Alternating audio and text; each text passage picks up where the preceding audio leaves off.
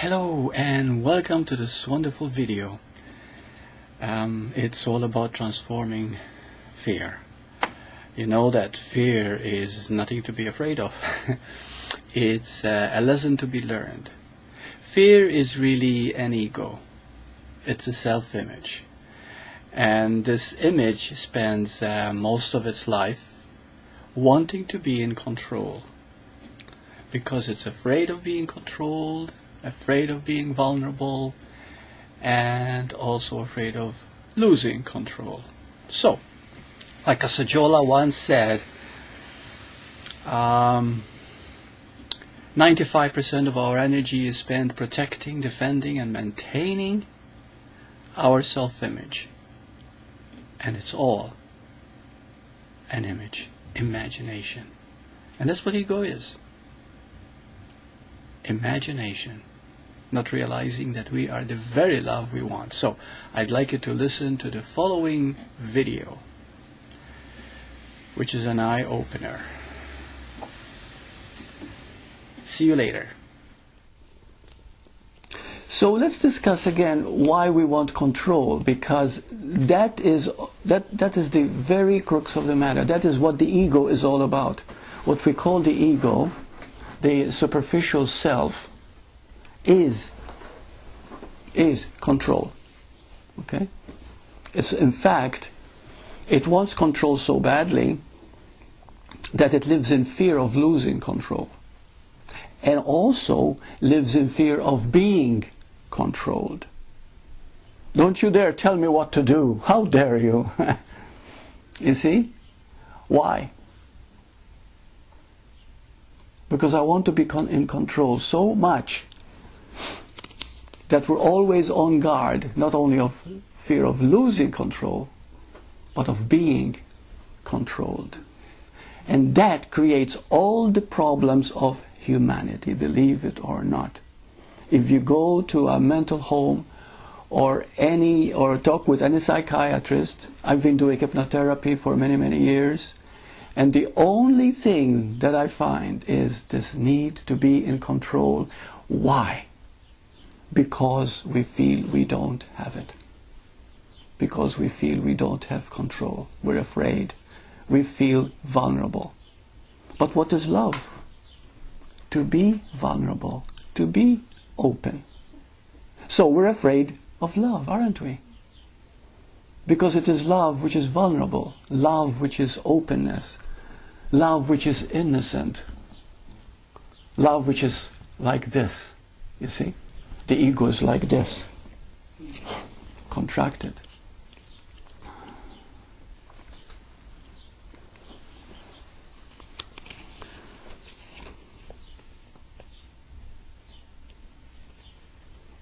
Why do we easily lose control?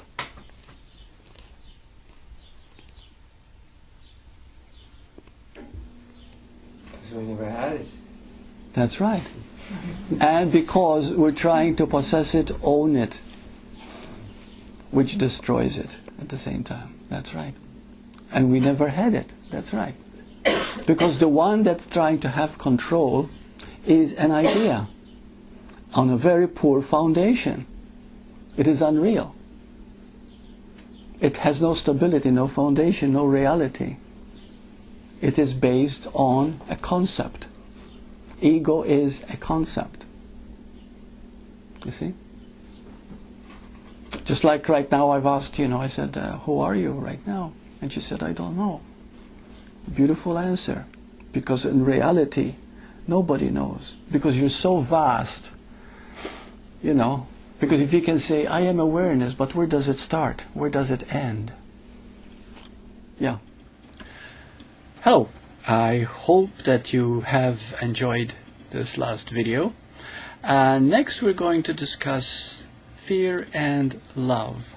And please remember that because we are love, we are always in need of love. This very need becomes fear of love. Fear of being rejected, fear of not being wanted, fear of not being paid attention to, fear of not being good enough, fear that there's something wrong with you. And it all comes. And so we want love. But why do you want it? Isn't it because it's already there? But of course we don't know this, that we are love itself. So our life becomes a mixture of decision making between love and fear. And did you know that 90% of the time we choose fear? Love is a win-win situation where there is harmony and there is everybody wins. And as far as fear is concerned, it's simply self-absorption. It is selfishness. So it doesn't really work. And since most of our decisions are based on fear, we burn ourselves out. Anyway, listen to the following video, and I hope that you'll derive a lot from it. Watch. Based on the survival instinct, we always choose fear. For example, you fall in love. Will it last? Will he love me? Will I lose it? You know, fear, rejection, uncertainty, insecurity is always there, always. You see, we cannot love without feeling fear coming with it immediately. And that's very natural in the beginning, because as we're going to understand fear, we will see it's the catalyst for expansion when we listen to it. Because the first thing we do when we feel fear, immediately we resist it. We wish it wasn't there. I don't want it. I fear I'm going to die. I'm going to have this. This is going to happen to me. Or I've lost all my money. Or maybe he hasn't called. We had a date. Maybe he doesn't like me. Or maybe he doesn't want me anymore. Whatever. There's always fear. Insecurity and lack of safety is part and parcel of being human. But what I'd like to emphasize today is that these are gifts that we can embody and use them for greater freedom and understanding. So when we talk about fear, we're talking about what protects you, to protect your love. You see, one thing that we really are, in truth, in the moment itself, when the mind is not caught in past and future, you are love. When your mind is empty, and recall moments when your mind was empty, you're totally present, you feel good. But the problem is, it's not a problem, but of course, you know, we do not realize it at the moment, that when we're really happy at peace, we don't know it at the moment. You see? It is only later that you say, oh, there were moments when I was really at peace, when I was really happy. But at the moment that you're really at peace, you don't know it. Because there is no personal you to be aware of it. You're immersed in your love, whether the love of a child, the love of your painting, the love of your art, the love of the teaching that you do, the love of your partner, or the love of the moment. When there is that love, of course, there is the total immersion into now, which is called pure feeling. You see? So, so why is it that fear is so constant? And there isn't a moment that there is no fear. Some people come to see me and they say, well, I have this fear and I have that fear, you know. I don't get along with my husband or with my son or with my daughter or whatever, or with my neighbor at my work, or there's this and there's that. And they think that they are alone, and they think it's personal, and they think that, okay, this is happening all the time, part of the human nature. And let's understand why. Okay? Why do we suffer? First of all, what is fear doing? What is fear doing when we feel fear? It is trying to protect you. That's all it's doing, trying to protect you, to give you security and safety. But the paradox is that lack of safety and insecurity is fear itself. It's a vicious circle. But when we understand it, when we understand the feeling, something wonderful starts to happen. I'd like to ask you now, how does fear feel? Contracted? Small? Separate? Want to close up? That's right, you want to close off. You want to retire, you want to run away. Okay? Now, how does love feel? Expansive. Expansive. for Giving? open, giving. You see? It's the exact opposite. So life is a process of movement. Expansion, contraction, expansion, contraction. But the paradox is that the expansion, contraction, the roller coaster only happens on the human level. You are a human being.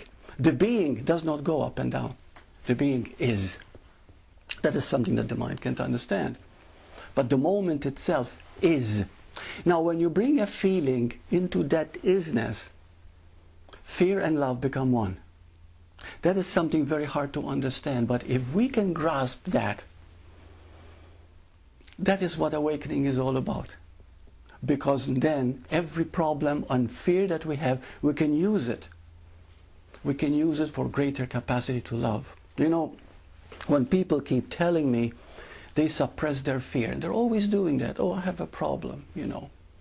I don't get along with my husband, we fight often, and there's this fear, or I'm losing a lot of money, or this is happening, and that is happening, and there's this problem. And they make that problem so real that they're not dealing with it, they're not looking at what is happening inside them. Problems is a part of everyday life. You can never avoid problems, because that is the part of the human mind, you see? But when you start to avoid it, wish it was away, wish you didn't have this problem, this fear, the moment you do that, you begin to die. And I've seen this sad situation. People lose this ability to love because they've stifled fear. And when fear locks inside you, it becomes rigid inside you. Someone said, some master said, I'm not for sure, he said that's why we happen to have arthritis, because we become so rigid, our bones become, you know. So anyway, I'll just put that in. But that is not my experience, that I know that. I quoted it. Anyway, but the truth is that we become so rigid, so set in our stifling of our fear, they keep it inside, this resentment, that then we wonder why there isn't love in our hearts. We don't feel that warmth. We don't feel that connection. It begins to die.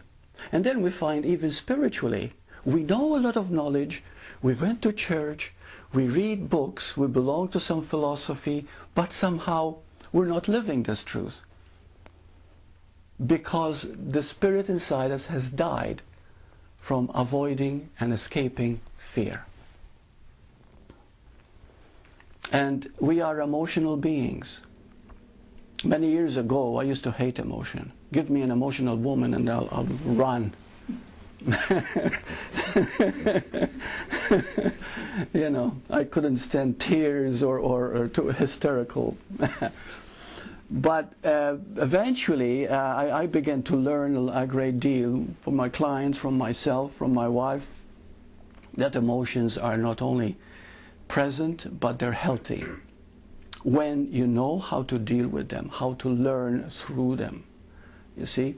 And the strength that you will derive from dealing with your fears, with your emotions, is tantamount to godliness.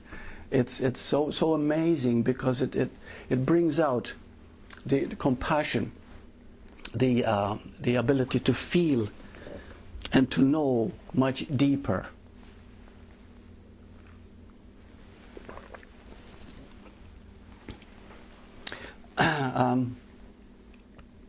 Now the key question is, how do we experience fear?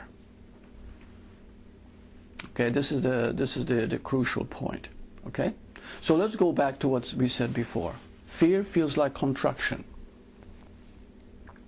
Fear feels small. You know, you want to escape, you want to run away. You don't like it the way it is, you see? So you contract. So now, let's assume you're feeling some kind of fear. There's a contraction in you. What do you do? How do you experience it?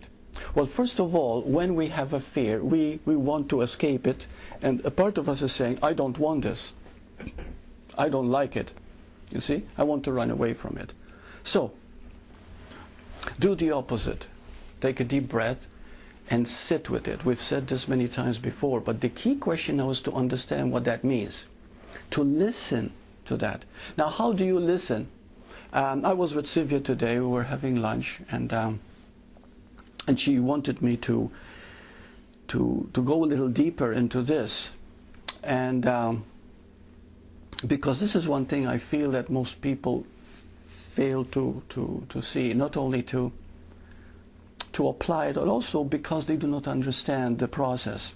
So I put my finger on her hand like this, and I said, now feel this. And of course she feels it. But the mind says, oh, there's pressure with the finger. No, put that away. Forget the finger, forget the pressure. You see? Forget Burt putting his finger there. Forget the hand receiving the pressure. Just feel it as it is. Are you understanding me? Just feel it.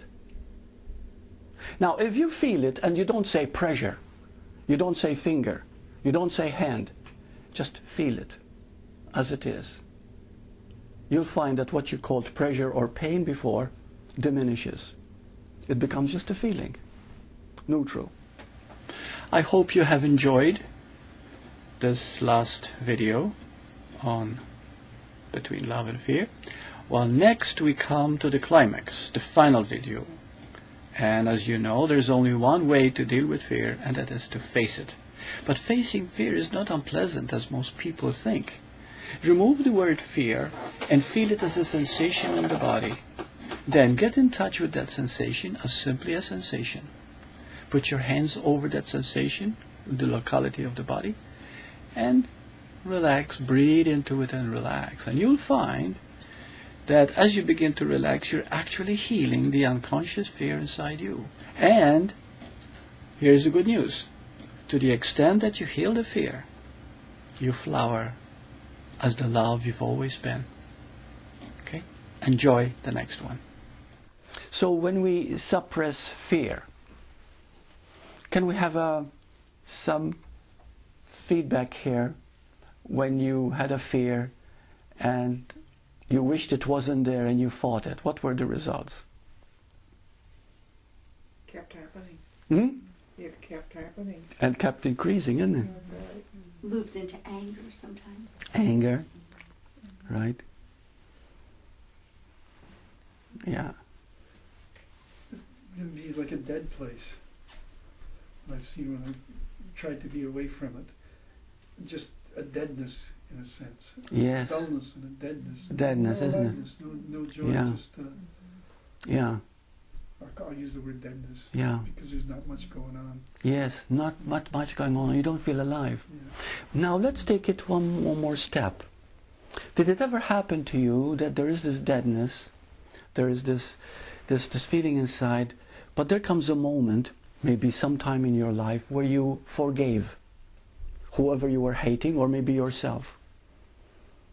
And for a moment you gave up all resentment, all anger, all just for a moment. The feeling that came, the aliveness that came to you, yeah, even your health improved, your energy improved. The moment you said to yourself, you know, I'm willing to go through it.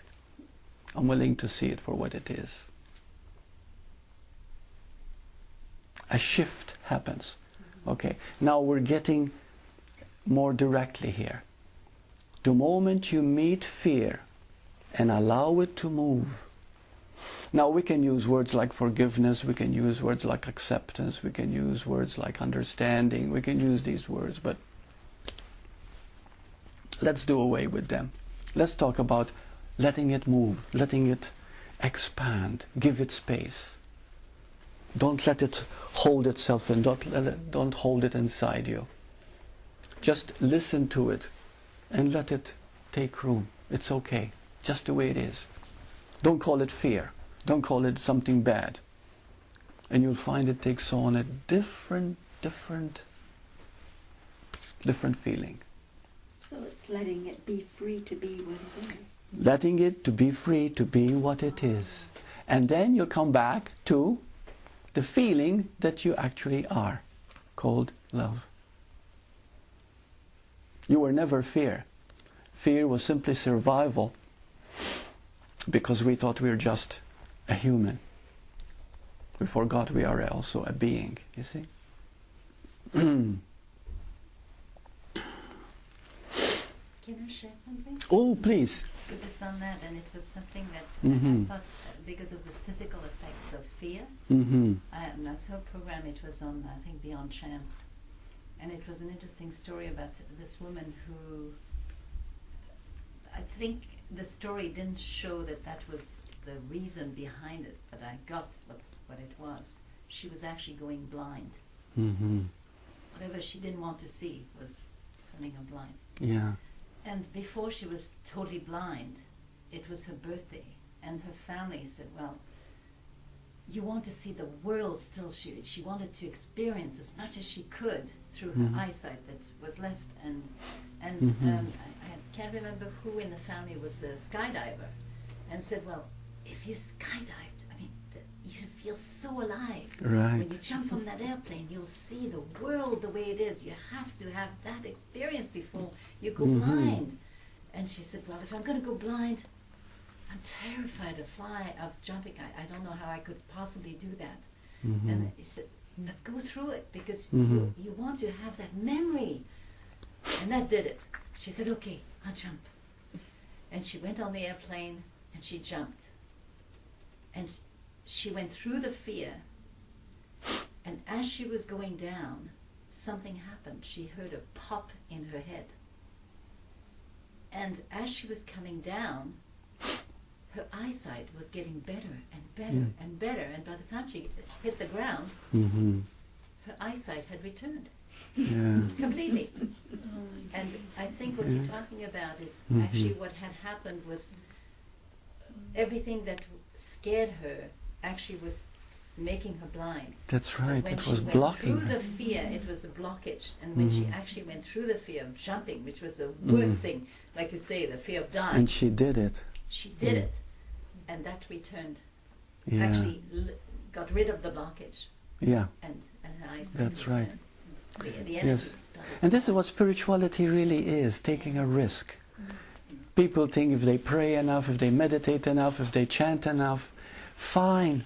But that doesn't make you grow. What makes you expand is that risk, to take a risk. The thing you fear the most, plunge into it and experience it fully, without calling it fear. Go into it, and when you do, then there is that breakthrough, that there is that release, you see? So if any of you have any fears, thank God right now, because you have your catalyst right there. You have the means, you have the greatest teacher. See, the greatest teacher is not someone who's talking in front of you. The greatest teacher is what's inside you. And to allow that to move, you see? And when you allow that to move, you internally explode, you see? You explode into clarity, into seeing. And that's the risk that we have to take. You know, the greatest risk, the greatest plunge is surrender. That's the greatest courage. To surrender to what is, just as it is. Thank you for that. That was beautiful. Yeah, yeah.